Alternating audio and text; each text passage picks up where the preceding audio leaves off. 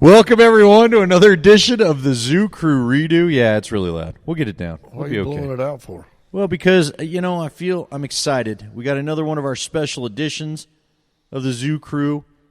Now, I guess in technicality, we're using a loose definition of the Zoo Crew, but he's part of the KOA crew that hung with us, the sports crew. Were you on the Zoo much, Roach? Alan Roach, voice of everything that matters. Was the Zoo thing Scotty and Dave and the crew was the rest of us: Susie and Jason Luber and Patrick Watkins, Ashley Sarrazin, Chicken Whitey, Mark Andrew, Matt Meehan. You know what? He told me once back in his DJ days that I thought you told me there was a decade that you had kind of lost.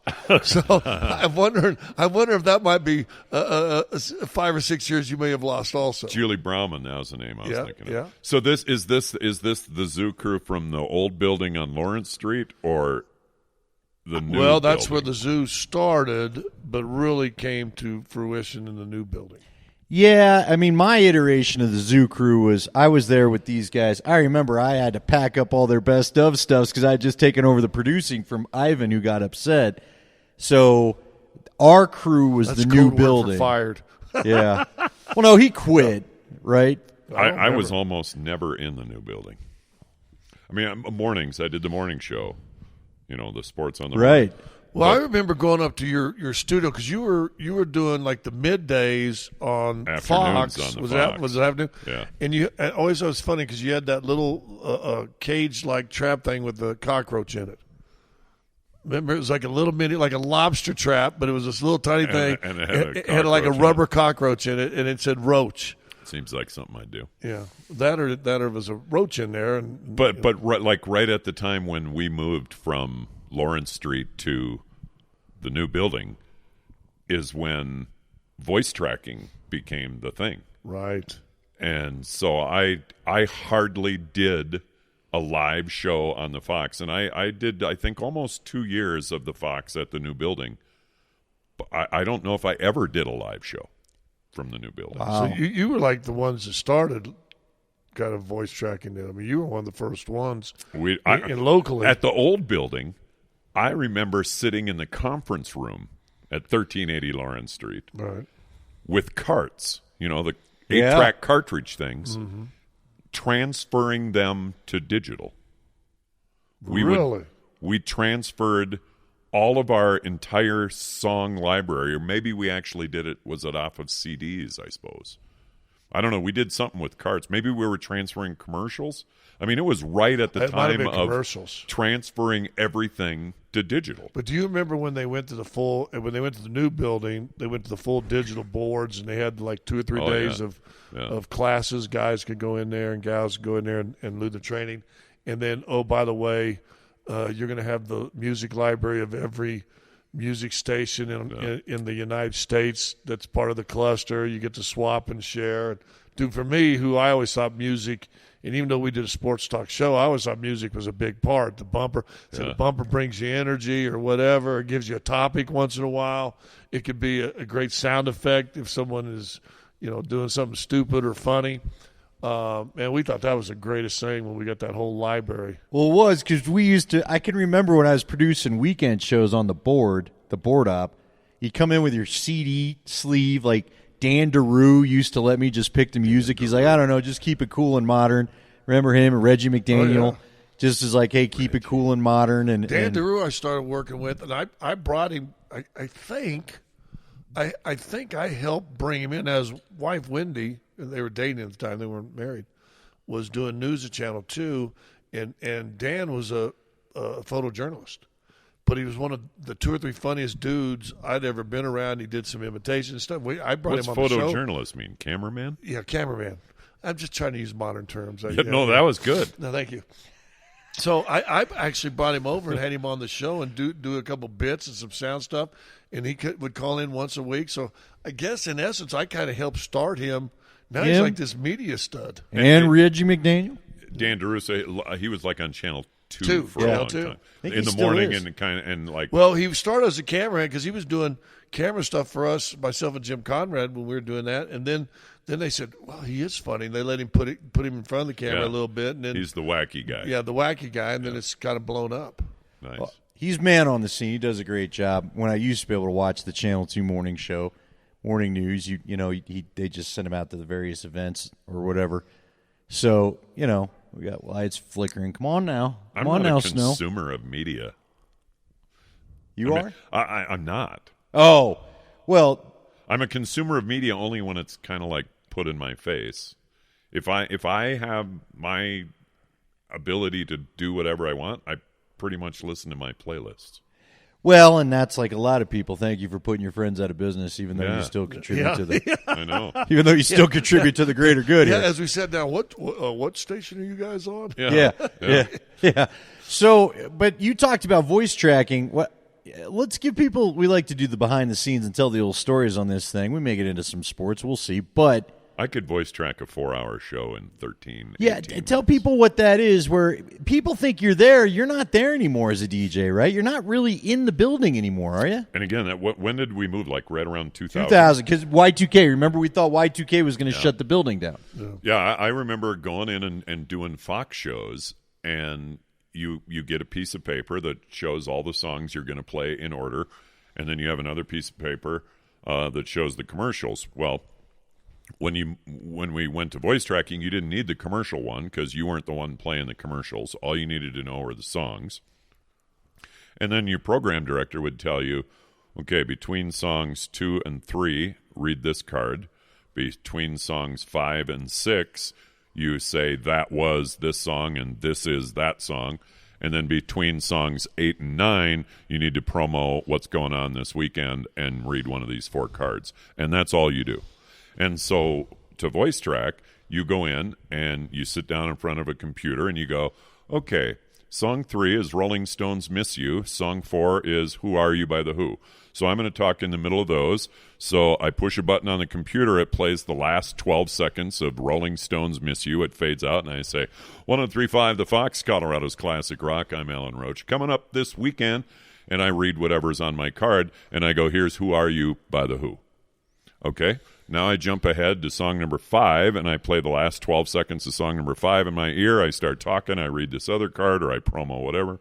And so you talked 3 or 4 times over the course of an hour for maximum 30 seconds at a time. Do the math. I did my 4-hour show in 20 minutes. Yeah. And that's the way radio was. And that's all I knew. That's kind of what radio is in now. that new station. Yeah. And it totally took the fun out of being a DJ. Yeah. Because it used to be fun. And when I came to town, and they were the kings of time, I got hooked up with Lewis and Floor Wax and would do stuff and would come into shows, and G-Man would be on vacation. They let me one time and do the sports for a week. The sports, I didn't know anything. I was still playing for the Nuggets. My idea of doing the sports, I brought in the USA Today every morning and picked out 2 or 3 big stories, and then just read a paragraph from a story. Hey, in basketball last night, blah, blah, blah, blah, read the stuff, boom, boom, boom. That was it. But you interacted, right? And there is something that's missing now during the pandemic. There is something when you've got a good team, and I know you were mostly solo when you did all your DJing, but when you got a team with sports talk, especially, if you got a good team, there is a different energy. Yeah. Being in the building. Well, Lewis and Floor Wax, especially in Denver, I mean, they were kings for so long. Unbelievable. And, it's you could argue that they didn't transition a lot over the course of the many years that they were on, but they didn't need to because they killed. Right. I mean, dick jokes. Waxy. Yeah. Telling dick jokes and Rick being the smooth guy and Kathy Lee. And Kathy Lee and Rick still going. I mean, it's amazing. And by the way, I saw Waxy about a year ago in downtown Morrison. Oh, did you say hello to you? I did, yeah. It was funny because Red Rocks Elementary, where my wife teaches, has a fun run where the kids all run either a mile or 2 miles, depending on how old they are, and they start right in downtown Denver, and they finish in downtown Denver, and it goes, from 9 a.m. till noon one day a year. And they have probably for the last 12 years, asked me to announce it. And so what I do is I stand at the finish line, and as the kids run across the finish line, they all have a number, 225 or 327, whatever. And so somebody's there feeding me the numbers and the names, and I just say, and at the finish line, here comes Anna Ferris. Here's Johnny Walker. Hey, give it up for Billy Thomas, as they all cross the finish line.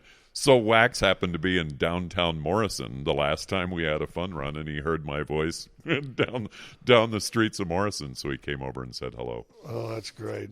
Yeah, he was a good dude. He looked great, and he was doing great. I talked to G-Man recently. He said he was doing good. Yep. He'd actually been out and played golf with him. And yeah, Wax said he was actually starting to do a little bit of entertaining and a little bit of show stuff, so I should check in with him again and see what he's doing. He was funny, man. Well, it's funny because you hear those names and you talk about the crew. That's what, you got to have the crew. Look, we could sit here and whine on this podcast all night about how radio's changed, but paying the crew's always been the problem. It's kind of like the NFL. You get a couple stars, and then you better hope you catch lightning in the bottle with the crew. Well, you know radio what I mean? was just so different. I mean, you could have a 4-person morning show, Kathy Lee, G-Man, and $1 million. I think when I was doing afternoons, wasn't it rumored that Waxy and Rick Lewis became the first $1 million morning show? Whether that made they each were making $1 million or each making $500,000, they were whatever. About $500,000. And you can't do that anymore unless you're simulcast to 48 states. Well, you could. They just don't want to, right? You still get what you pay for. Yeah. You do, don't you? Because there are some shows that they pay some dudes about $35,000, and guess what it sounds like? Shows you're paying dudes $35,000. Yeah. Yeah. Well, that was my show for 12 years. 16 years, whatever it was. Did you do radio when you were able? Our buddy, I think I've mentioned him to you before. Do you remember maybe Scott Boylan or Detour Dave? He's been on a couple. He used to do traffic, but Scott. Detour Dave, I don't, but Scott Boylan, I've certainly heard that Boylan, name 100 times. Well, he went by. He ended up going to the traffic thing where you got to change your name for the 15 different stations. You know what I mean? Scotty was a big-time DJ up in Montana, which a lot of people laugh about. But you know what? Aerosmith and all the big bands, all the big 80s hair metal bands came through. He's got story. He died of cancer, rest his soul. But he used to tell me stories about, interviewing Steven Tyler and hanging out with, the guys from Judas Priest and, right up your alley. But anyway, he just talked about how fun it would be to show somebody, you play a song in your show. Like he said, his music director gave him 1 hour. Your song. Pick your song, share it with the people, but you could at least still bring a little something to the table there. You could say, hey, I found this song. It had to fit the genre, but check it out, so you weren't just kind of like you said, the man telling you what to do every day. Were you always in radio where the man was telling you what to play all the time, or how'd that work? I started having my own music show in 1985, and I stopped in 2002. So what's that? Wow. 17 years? Pretty good run. I don't know, other than when I was the program director in 1985 and 86, I don't know if there was ever a time where I was allowed to play my own song. Now, there were some DJs who played their own songs a lot and got in trouble a lot. I probably played my own song a few times, and if I got caught, it was, oh, yeah, I screwed up. Sorry, I played cut 4 instead of cut 7. Sorry. Didn't mean, sorry. Yeah. But I don't think anywhere in my 17 years in 4 states and probably 8 radio stations, I don't think I ever had a place on my music log that said, you pick the song and play it here. Oh, sorry, I put Peace Frog in there. That was my bad. Yeah. When I was in top 40, you could play. It seems like we used carts, those 8-track carts, yep. And you'd put them in a rack, and you'd have to put them in the right slot in the rack and keep moving it up, and so you could play like either the top one or the second one, but you always had to play the first one or the second one, and you could only skip the first one like twice or whatever. See, my first year in radio was 98, so I was using carts at the fan to do cuts, and you'd put 3 cuts on a cart, and you better not play it wrong. You screwed up one of the second or third cuts, you had to race and do all 3 over. It was a total nightmare, which that replaced, cutting tape. But I don't... But we also, I think probably all 3 learned that, too. Remember when you'd make splicing tape together in a spot, razor blade, trying to take a breath out, go, yep. Okay, here, cut it right here. Right, okay, put the tape. And you literally cut the tape. You literally cut the tape. And taped it back together. Yeah. Walking around with the razor blades like a Coke dealer. No, I'm in radio, I swear. Hey, well, it's like I would ask you as a guy that's been, because you were a big-time personality. People loved your afternoon shift on the Fox for a long time. I was a big-time personality. Thanks for throwing in the word was, Andy. Well, I mean, now you're Mr. Big Voice guy, voice of the train. I was always the afternoon guy on the Lewis and Floorwax station. Basically, what I was. Well, I mean, and I loved Lewis and Floorwax, and I loved being that. But yeah, I was, I was Roach, and so my name was cool for the Fox, and I did have a great, it was the sound of. There's a roach in your car, and you're on the way home, or whatever it was. Or on the way home, and there's a roach in your car. See, now would be perfect. Yeah. I mean, seriously, right? The Roach, sponsored by Triple Leaf Leaf Blue Lou. So, go ahead. I'm sorry. No, I was never a really You were bigger than you're letting on. Because I love Alan Roach, man. That dude's awesome. But the Fox. Well, but see, that's over crushed. 27 years of all this stuff, and it wasn't until I started doing the Rockies and the Avalanche that.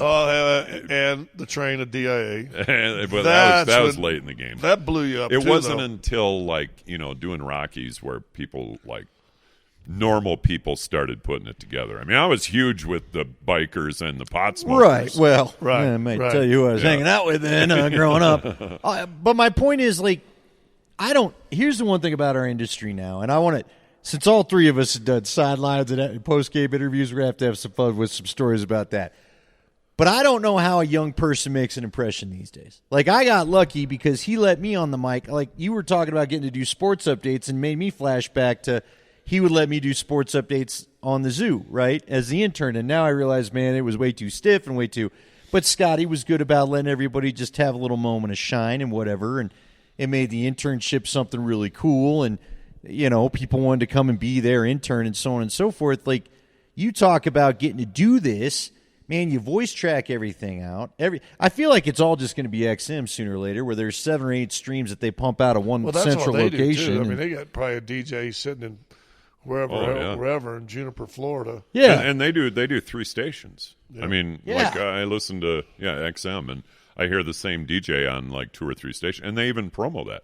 Hey, coming up on Saturday, I'm going to be over on channel Doo-Wop doing whatever. But how do you make an impression? How do you? I ask this because young people on our side, and Scott knows this. They ask me, should I get into this?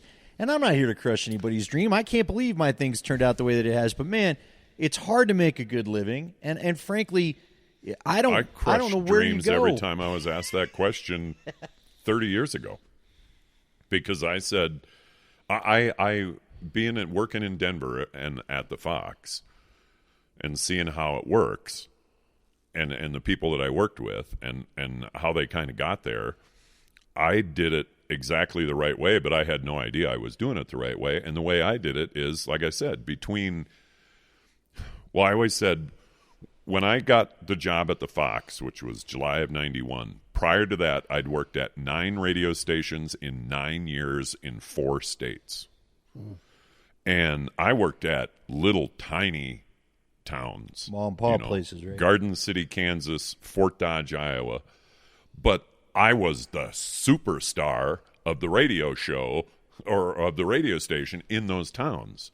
And so I got to learn how to perfect my craft so that when I have finally got to where I could make it into a big market, I had experience. Whereas, people would come to me in Denver and say, hey, man, I really want to be on the radio. How do I get on the radio? And I was like, if you come to work at a Denver radio station, you're going to have to work overnights, probably never talking on the air for 2 years, and then maybe you'll get to talk for a year overnights, and you're going to be working for $7 an hour. So if you can make it through 4 years of hell, right, maybe you'll get a weekend show. And you know what I said, and I came up different, obviously, than Roach. Roach was a professionally crafted, but I tell young people all the time, I said, go to Butte, Montana, go to some small place, get in a radio station where they're gonna let you do everything. They're gonna let you do updates. They're gonna let you maybe host a show. You're gonna have to learn to cut tape. You have to go get your own interviews. Talk to the local high school, see if they do anything for broadcasting. If you want to be a play-by-play guy, start calling games at some little high school thing right there. Now with the internet, everybody can have their own. Every little school can have their own little broadcast, if you will. And that's what I tell you. I mean, basically what you're going to do. Now, for me, they were looking for a jock, an ex-jock, and I'll be honest with you, I got a little name in the town, not just because I played the Nuggets, because I didn't play much, but I was on Lewis and Floor Wax once a week.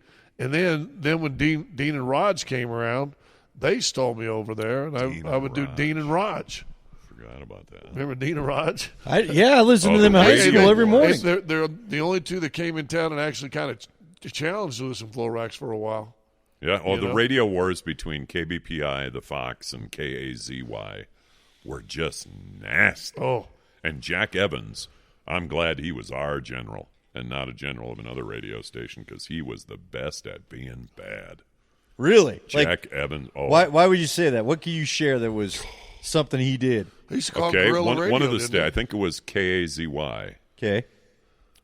When they got bought by what was our name back so then? 105.9 got purchased by the Alice Group and became Alice. But people don't know 105.9 used to be KBPI.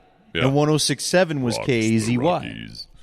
So one of the stations, before it had been announced that the company that owned the Fox and KOA bought them, Jack Evans hired the company that deals with bus benches. And there was a bus bench right in front of this radio station. And he had them put the call letters, probably our call letters, I suppose, the Fox call letters on this bus bench right out in front of their radio station.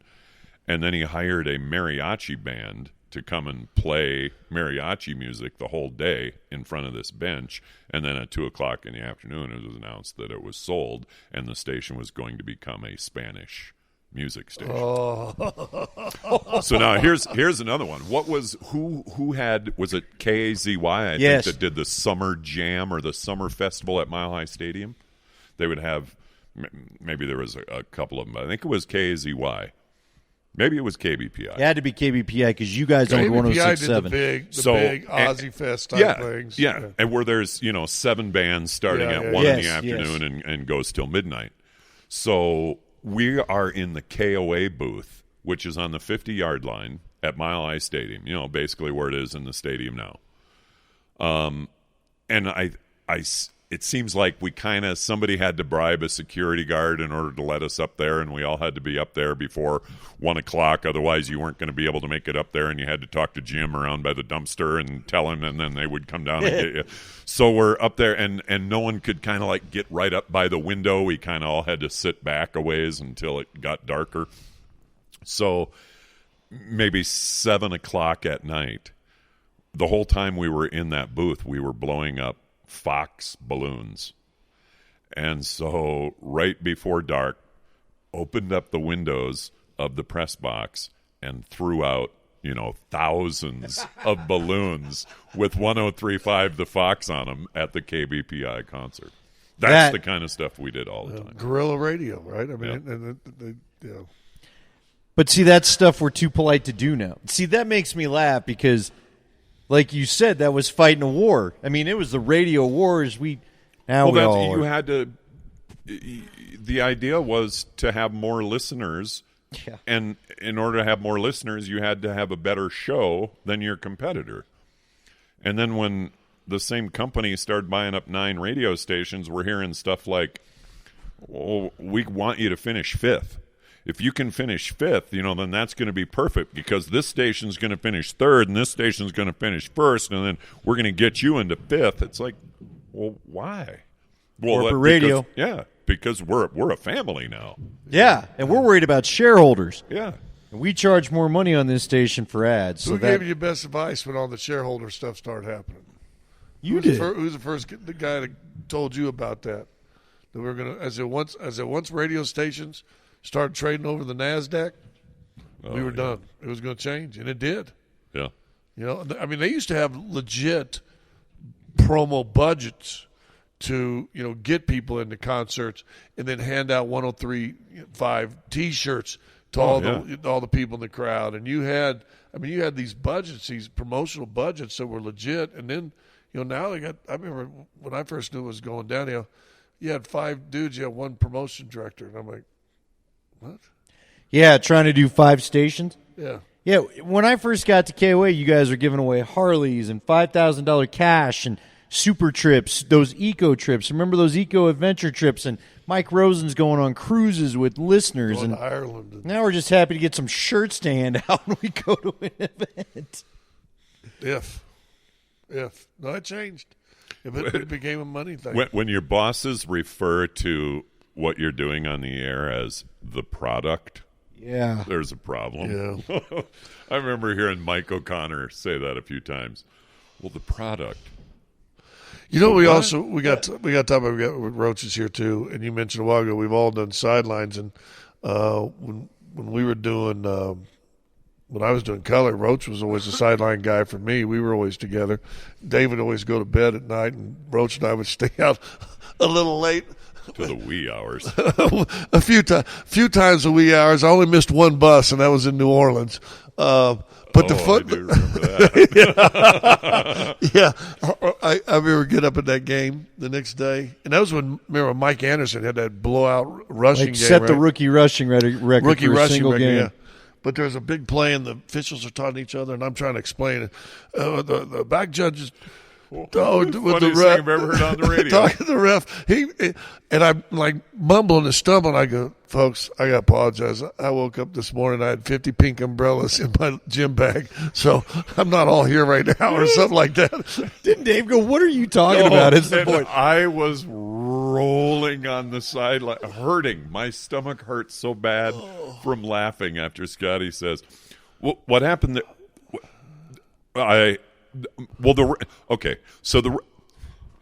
You know what? I don't know what happened. I woke up this morning with 50 umbrellas in my bag. little pink umbrella. Pink cocktail umbrellas in my gym bag. My stomach hurt so bad I had to sit down on the turf.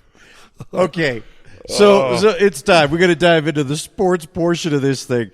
Well, hey, now I want to hear because we were with Roach too. We were with Roach some great games. But we actually got to call a game in Lambeau Field. Now, Roach is a born and bred Minnesota. You're a Viking fan. Born and bred Minnesota guy. Yeah. And he thought it was the coolest thing that he was going to do sidelines down in Lambeau Field on the ground, and he wore his Viking jersey under his jacket. It was the last game of the season. Yes. The Vikings were playing in Arizona. And the Green Bay was already in. And Arizona was winning, and our Vikings were winning. And if they won the game, they were making the playoffs, weren't they? If the Vikings won in Arizona, they'd be a wild card. And Green Bay had already clinched, and either the Broncos were out of it. Green Bay had already clinched. The game meant nothing. So yeah, I'm wearing my KOA jacket and a sweatshirt, but underneath that, I could lift it up, and I had on my Randy Moss jersey. And so they are showing. The game in Arizona, the Vikings are up by 13 with 8 minutes left. Woo! Vikings are up by... And you flashed a few people in the crowd, didn't you? 6 with 8 minutes left, and I'm walking around showing the Lambeau fans my Randy Moss jersey.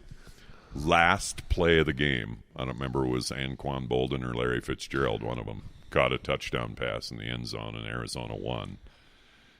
And, oh, man, I started hearing it from the crowd. A lot of F-bombs from the Packer fans there. So then we go in the locker room. We go in the locker room, and that was the last season before they did the big renovation on Lambeau Field. So it was a tiny locker room then, right? And so, it was old wooden lockers and everything else. And so I finally get to see Roach after we do our interviews. You know, we're like throwing it across the room. How we'd go back and forth doing the interviews because I'd come down and do those too. And I see him at the end. We're leaving. I go, dude, you still got your jersey on? And what'd you do with that jersey? I took the jersey and I stuffed it in a crack back behind the lockers so it would basically stay there forever and rot. Yeah. He said, if anything, maybe it'll jinx the Packers a little bit too or something.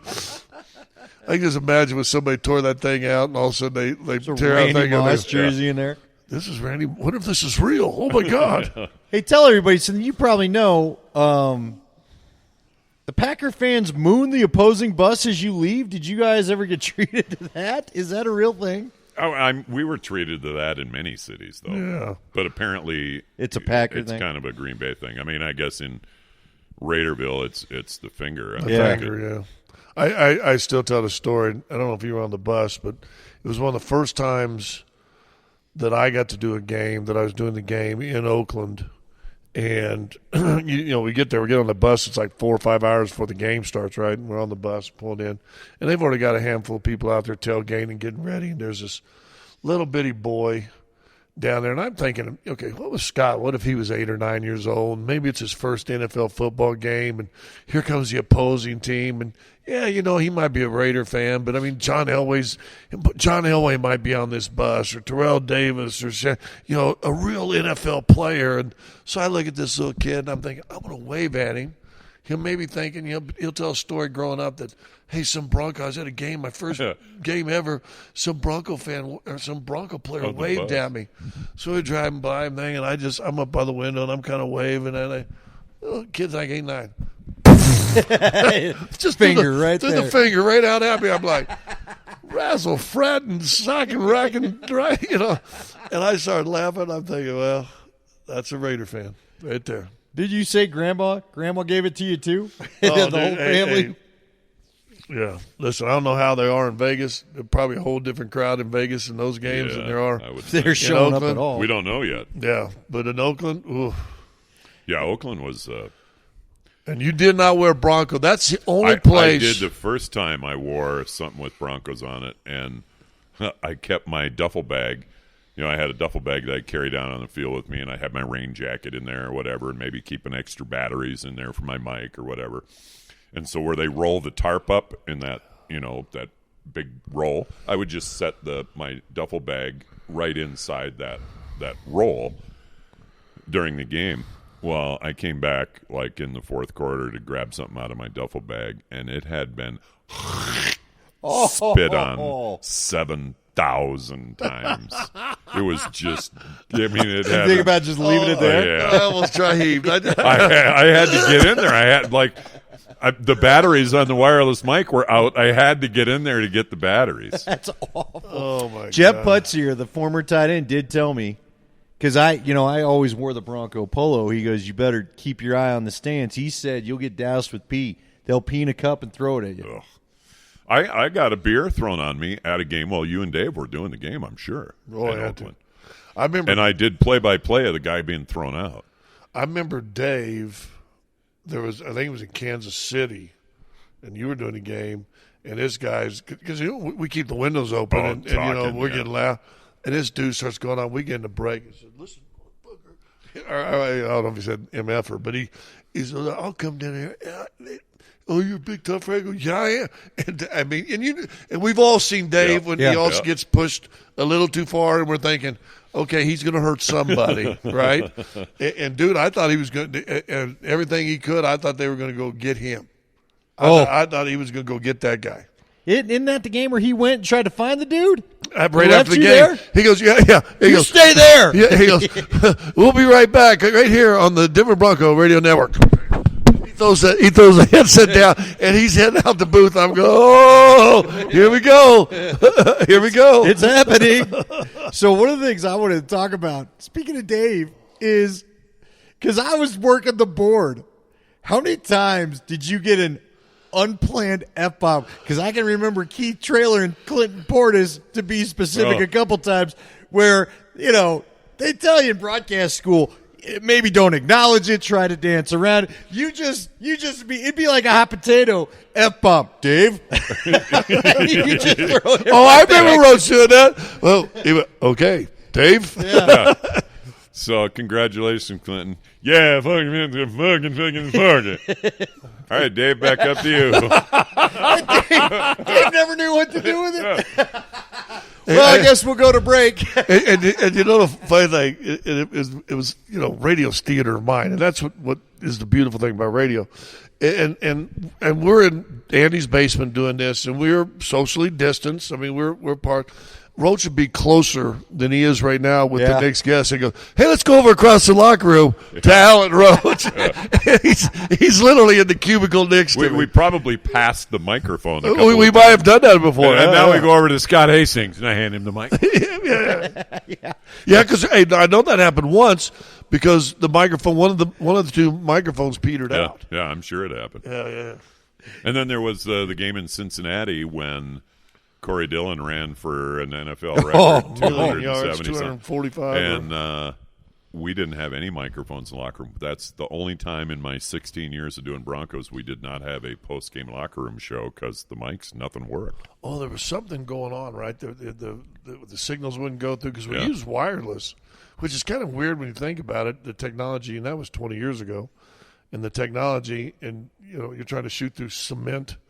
I had news for you. That was probably 30 years ago, 28. Yeah, you don't want to count it back how many years ago I'm thinking early 2000s, 97, okay, 20 plus.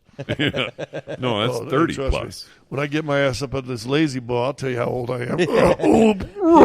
Like the Tin Man. Did you have memories of an incredibly how about the most uncomfortable locker room we've all been in? How about we go there? Because can you think of one where you're like, man, can we be done? I mean, look, the last couple of years I did it, I was begging. I was like, AJ, wrap this up. Let's be done. It's probably early on for me, that 2000, 2001 season, because after you do it a couple of years, you get used to it, and you just know that it's going to suck. And you know the guys in a loss you can always go to. Yeah. Right? And you know the guys in a loss you don't ever want to go to because you ain't going to get nothing. But listen, it was also a different time. And I don't know about you, Roach, if you go back. Dude, I think all the guys on those two Super Bowl teams, they're all pretty good dudes. I mean, I don't remember anybody during that era anyway that ever was tough to deal with. For me. Terrell Davis was mean to me. Oh. But that was he was right at the end of his career. He was upset. He was injured all the time. It was in a preseason game. Might have been my first year. Might have been 2000. And I said, "Hey, Terrell, can I get just a couple of questions with the Broncos Radio Network?" The who? Broncos Radio Network. I only do TV. Oh, okay. Sorry. Oh. But otherwise, I mean, Terrell was good to me otherwise in times I saw him, but in one time in the locker room, I do remember that. I remember Dave telling a story when he was doing color, and so he was doing my role. He would go down at the 2-minute warning and do interviews. And Anthony Miller, he had been critical on Anthony Miller either on the broadcast or on the radio show. And he goes down and goes, "Hey, Anthony, can I get you for an interview?" And Anthony set a season record for receptions that year, I think, or touchdowns. He had 18 touchdowns. And he just looked over at Dave and then started doing what he was doing. 3 minutes, Dave. "Hey, Anthony, we'll get you on the post-game show radio." Looked at him. The head said, "Hey, you got him? You got Anthony Miller?" "Got Anthony Miller." He had 100 yards with him. Minute left. "Hey, Anthony, we got about a minute. We cool to go live?" And he doesn't say that. Finally, Dave goes, "Listen, now we got Dave once again." Yeah. We got Kansas City, Dave. He goes, "I don't care if you do this thing or not." He said, "But you can respect me and give me an answer. If not, we can throw down right here and just take care of business if you unhappy about something." And challenged him.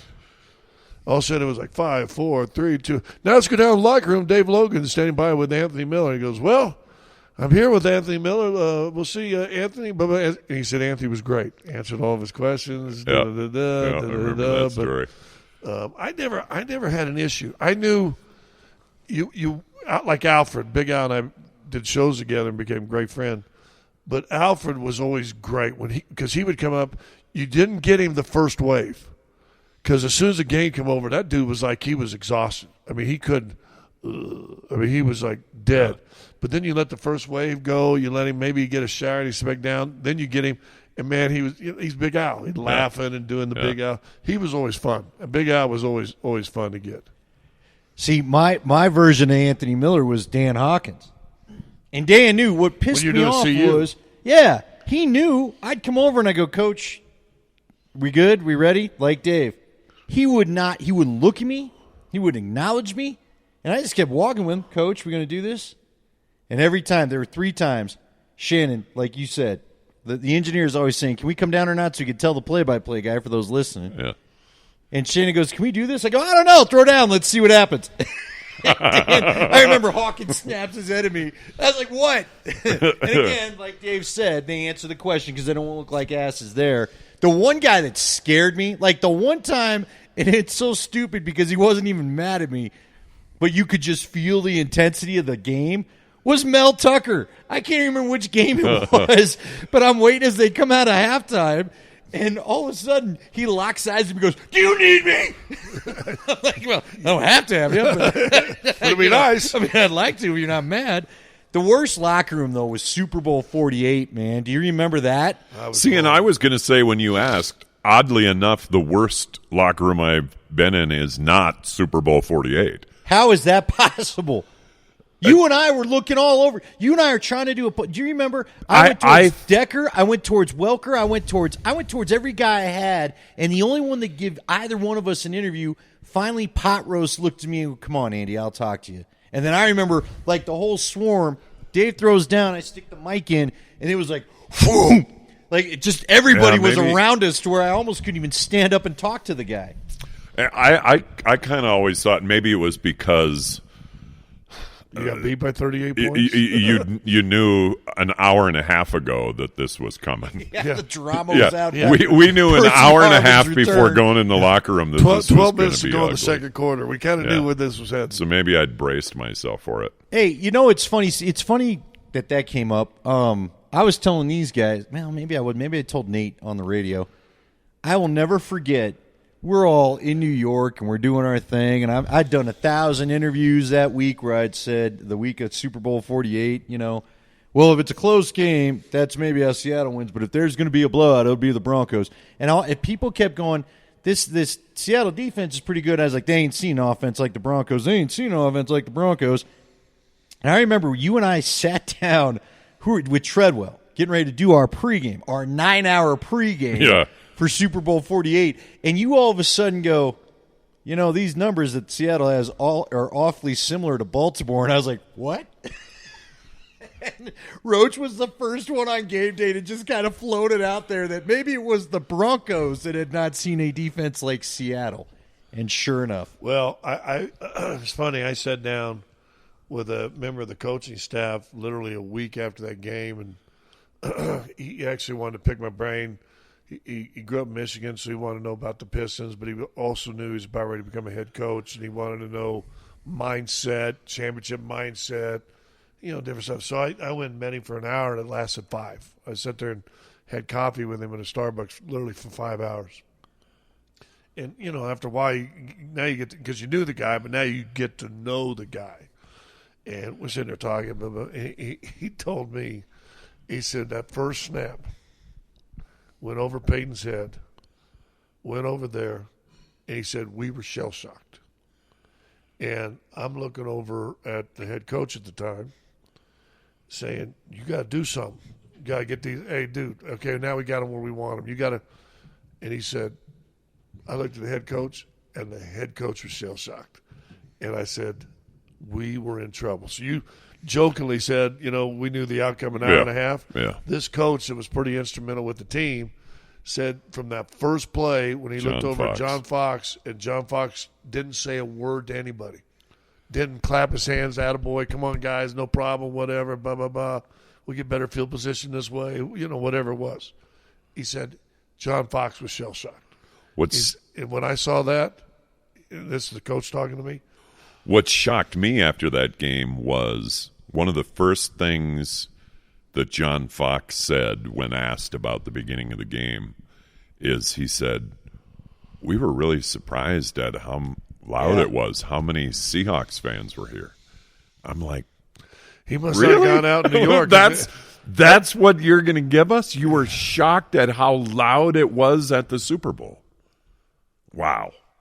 Listen, and I know a lot of people make fun of John, and that was a debacle, but you got to remember prior to him getting here, and I remember when Elway, and I remember talking to John on the show and asked him, what was the biggest surprise you had since becoming general manager? He goes, how many people around the facility didn't like football? And how many people were in the dump and hated coming to work? And I thought John Fox was a perfect guy. And you know what he was? Because John Fox lifted he was a raw smile, give me a hug kind of guy. And I think he was the perfect guy. And I talk about this in sports all the time. There's a lot of guys that are program builders but not program finishers. Yeah. There's a lot of guys that can pull you out of the dumps, but can they take you that next step? Mark Jackson, coaching of Golden State. I mean, he took him from one of the worst teams in the league to a playoff team, upset a higher seed, but didn't have that extra gear. Couldn't get that extra whatever. Steve Kerr comes in, got some rings with him, and as a player was a horrible general manager. He was a horrible general manager in Phoenix. And then all of a sudden, you start dominating, winning championships. Yeah, it's you're right. John was the right guy at the time, but what's amazing, and I'm real curious now that you go back to Minnesota and you're around a second organization, and you're around the Super Bowl all the time. I don't think the Denver fan base knows sometimes how hard they can be on everybody around here. Like there's just like I had heard that John Fox, one of his things that where maybe he grew tired, maybe he became like what Elway described, what he came in and fixed was, man, I've done nothing but win the AFC West for you people, and that's not good enough. We've gone to the playoffs, and that's not good enough. And the quarterbacks are kind of like I'd been told even Peyton was like, really, you're not impressed yet, right? And I think John kept trying to tell people, no, because of my legacy, whether you like it or not, this is not what we play for around here, right? Well, and I've said it forever, and I probably never said it on the air during Bronco broadcasts because it's not the place for it, so I never had an outlet for it. But to friends and just sitting around BS, and I've said it a million times, for a 45 or 50-year-old Bronco fan, and I mean this with all due respect, but you are so effing spoiled. You don't understand. Because all you say is, well, why don't we go get the next first-round draft pick that's going to be the next Hall of Fame quarterback? And why is that? Because you've watched the Broncos for 35 years. Let's take away the last 5 years, but go back 5 years ago. So in the last 35 years, you've had John Elway for 20 of those years and Peyton Manning for 5 of those years. And so there was this 10 years in the middle that you just kind of throw out, and that was garbage, and that was a mess. But you went from John Elway and then a little break, and then Peyton Manning. Well, so now where's the next John Elway or Peyton Manning? Ask the Detroit Lions. Ask the Chicago Bears. Ask the Arizona Cardinals. Ask, Minnesota. Yeah. You don't have a quarter. Your goal can't be, this year in the draft, we're going to go get the next Peyton Manning. No, you're not. I mean, even the team that has the number one pick, 1 time out of 3, they get the next Peyton Manning. It doesn't happen. Well, so Bronco fans have to understand that you got to get your quarterback somewhere else. Indy gave up on Manning, and I can see why. You had Andrew Luck, and Andrew looked like he was going to be the next Peyton Manning. And then guess what? Got hurt. And he wasn't. And then all of a sudden the injuries creeped up, and guess what? Now you're searching. Yeah. So. And I don't fault Bronco fans because that's just what they've been treated to. Yep. I mean, in your 35 years of watching your home team and loving your home team, 25 of those 35 years, you've had a Hall of Fame quarterback that's in the argument of who's the greatest quarterback of all time. Well, I got traded here as a player, and I grew up in Kansas, so I was always a Chiefs fan. And I remember watching, but the Chiefs beat the Vikings and win their first Super Bowl with my dad and grandfather. And it was like the greatest day to be a Chiefs fan. Well, guess what? They won one last year. Do you know how many years that is between 1969 and 2020? 19. A whole lot of decades. That's a long time, right? Between Lenny Dawson and finally Pat Mahomes. Not sure they'd even won the trophy that's named after their owner there, the Lamar Hunt Trophy, which was the AFC champions. No, they had never been. They had until last year. No. Now 2 in a row, but Well, so I'm trying to fit a couple more in here before we get going, but like what's the greatest Super Bowl environment you've been in? You've PA'd so many of them because you said you couldn't believe it was loud at the Super Bowl. To me, the Super Bowl is kind of a corporate deal. Now, we go back to 50-50 was fun because one side was the Bronco fans and one side was the Panther fans, and the Bronco fans were finally loud, whereas you and I were on the sideline together at 48. We were like, I don't know if any Bronco fans are here. I swear we saw them at the hotel, but I don't hear them at this stadium. Like, what's the coolest environment you've been in? Do you remember one? Does one stand out to you? Or? I don't think anything stands out. I mean, just the games. I can't pay attention to that stuff while I'm doing my job. I'm paying attention to who's carrying the ball and what yard line the ball's on, and I miss a lot of the game, and I miss a lot of the environment that's going on around the game. But I would say where you're in a stadium with 80,000 people and there's nothing verbal, but you can feel something. You can feel something that the fans are feeling. It was the 28-3 lead for the Falcons over the Patriots. Oh. And as soon as it started to turn, as soon as the Patriots got that first touchdown, and then 4 minutes later they had another touchdown, you just felt, even though they weren't all Falcon fans or they weren't all Patriot fans, you could just feel a tension in the room of, oh, there's no way they can blow this, is there? I mean, there's no way they can blow this. And you just felt that. Dude, I was in Atlanta the week following that Super Bowl with the Nuggets. And we went out, we got in the day before, and so we went out to dinner as a group. And it was still hangover. So this is like a Thursday, the game was Sunday, and it was like a Wednesday or Thursday. Dude, and the city was like gray.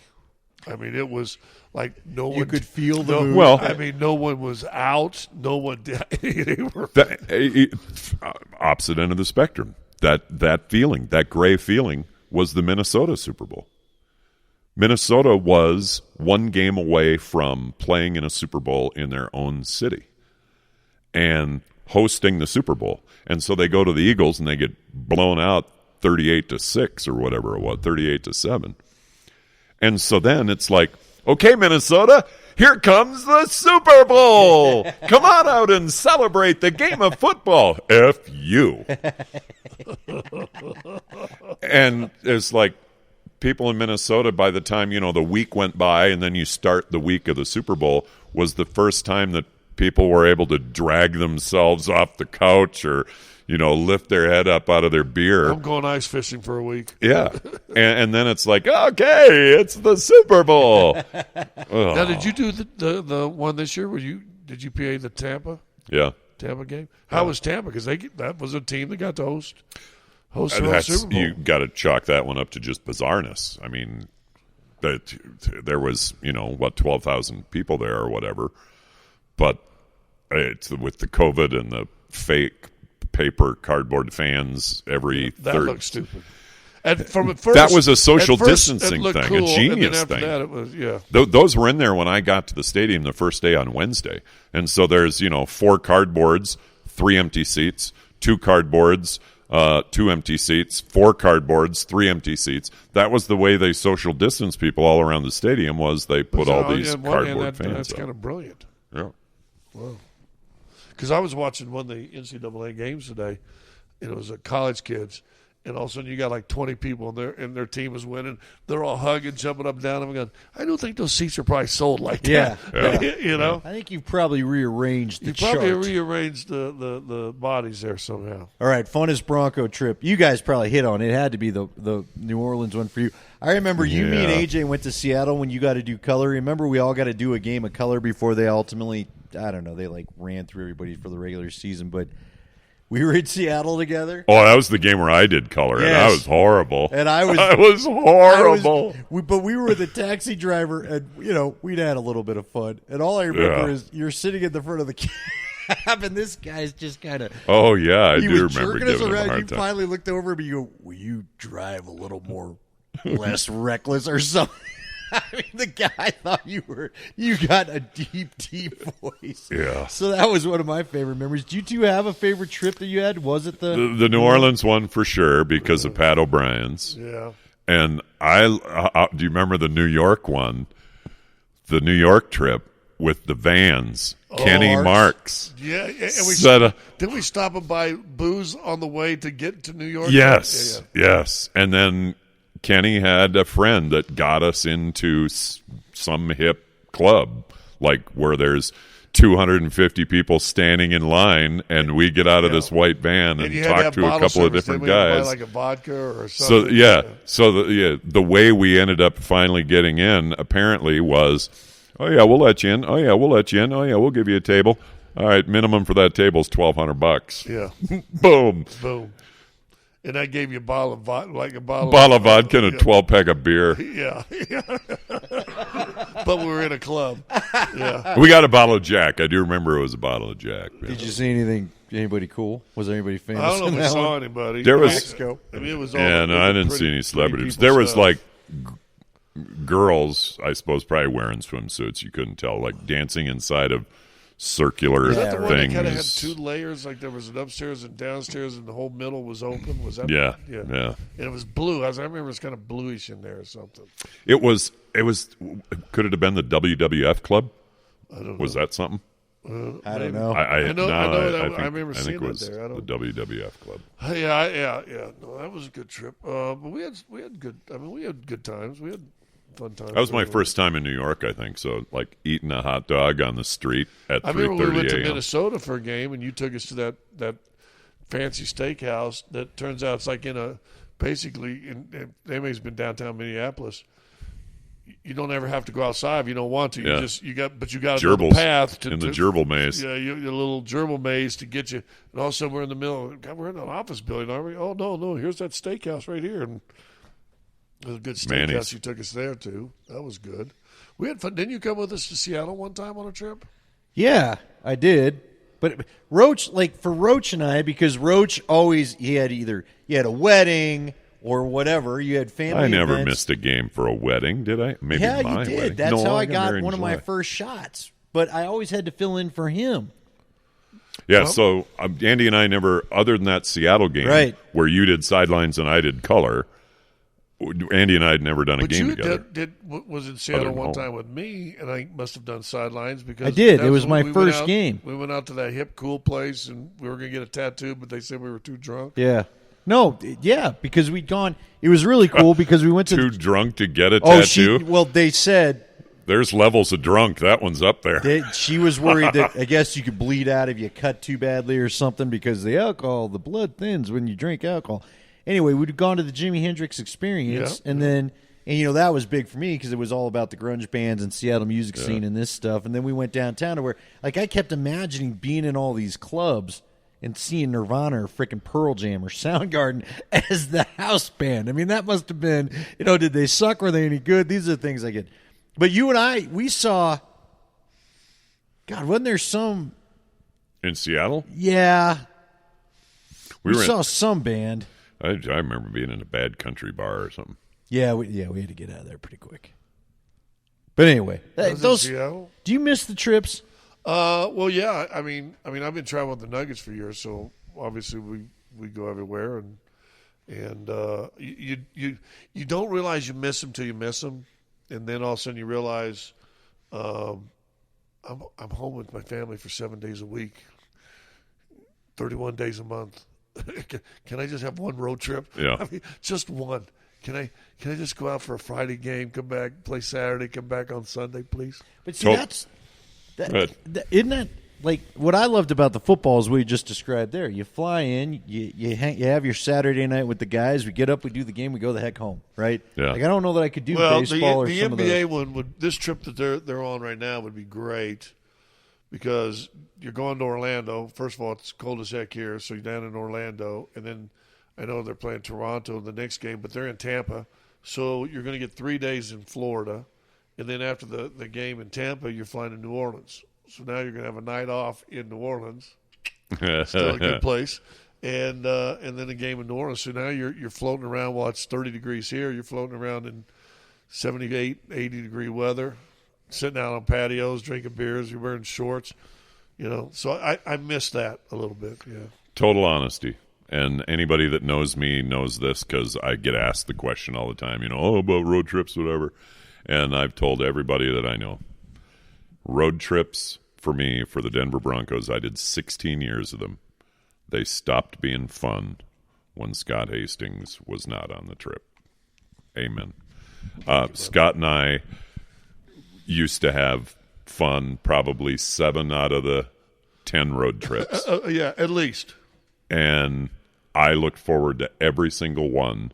And then when Scott left, I was like, okay, who took your place then? Do you remember? David Diaz-Infante, I think, did it for you. Okay, yeah, I think so. And so, I just thought it would transition into the next, and it never came back the next year, never came back the next year.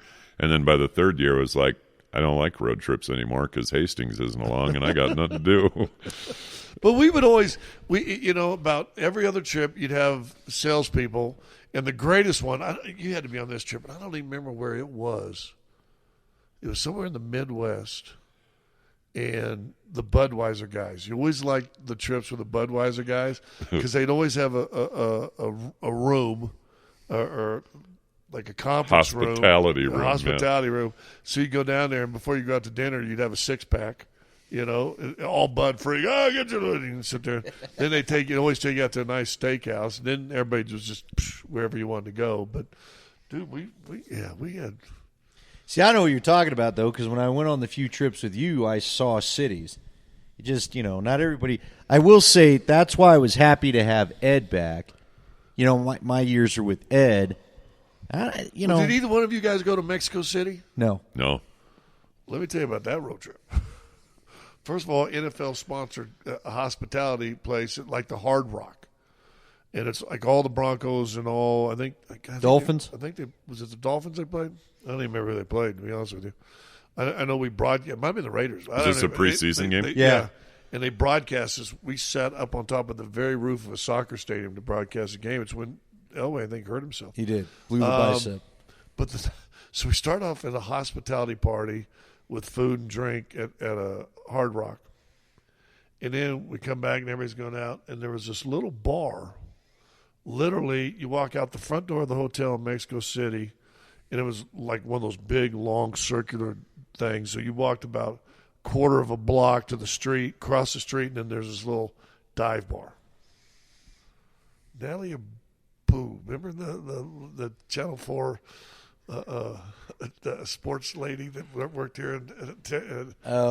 She was there. Anyway, no, I didn't. But anyway, so then the party started over there. And dude, you've got, and there's probably 8 coaches and 8 or 10 players. And it's free flowing. Bars are diamond, boom, bang. Remember the linebacker coach, Bush? Yeah. He's back behind the bar. He finally talked to the dude. He's trying to talk Spanish, and the guy's letting him pour beers. And we're doing shots and tequila and beer. Man, I'm like, I can't hold my head up. I walk out that place. And it's light out. Oh, no. And I get in my room. It's about 5:45 a.m. and you're starting to see light. God's flashlight's coming up. And luckily, it was like a Monday night game or something like that, or a Sunday night. Yeah. Game. And luckily, I stayed in bed and slept all day until the bus at 3:00. But I guess the end of that story was, and they got hammered in that game. I was told that Shanahan comes in on Tuesday, so the regular season starting next week or so, and has a coaches meeting and has a big manila envelope, sits down, all the coaches there, undoes it, pulls out a handful of 8x10 glossy black and white photos, throws them out on the table, and it's of that bar that night and all the nonsense. He goes, "This shit stops now. We got a Super Bowl to win." And because one of the coaches told me, that was back when you were pretty tight with the coach. Heck, I was their age, probably, right? And he said, yeah, he had pictures of Bush behind the bar, Coach Bush pouring beers. He had, maybe one of the players sitting over there with one of the TV anchors, drinking kind of intimately.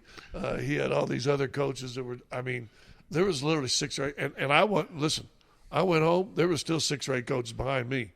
And I'm walking out, and it's light out, starting to get light.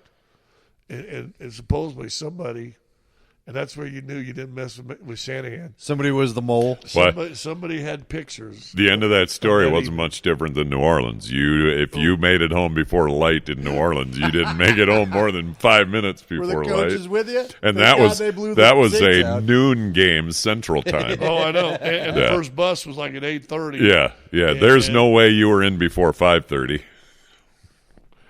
I don't think. I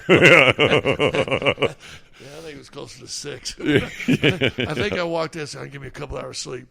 Yeah. And then my alarm went off right when the bus left, and I missed the bus, so I ran down, packed my bags.